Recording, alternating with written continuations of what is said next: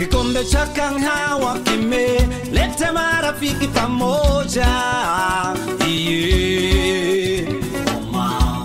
Tangazo kwa wakulima wote wa kahawa. Mkurugenzi mkuu wa bodi ya kahawa anawatangazia wakulima wote wa kahawa wa mkoa wa Kagera na mikoa mingine kuwa bodi ya kahawa inaendesha zoezi la usajili wa wakulima wa kahawa na mashamba yao. Usajili wa wakulima unafanyika kwa mujibu wa sheria ya kahawa nchini na pia ni maandalizi ya sekta ya kahawa nchini kutekeleza masharti ya kanuni mpya ya Jumuiya ya Ulaya ya kuzuia uharibifu wa misitu, yani European Deforestation Regulation EUDR, ambayo ni moja ya soko muhimu la kahawa ya Tanzania.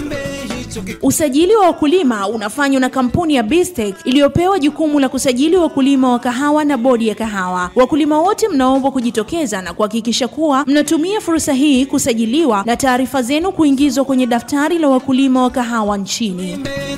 Kahawa, furaha ya mkulima, imetolewa na bodi ya kahawa Tanzania.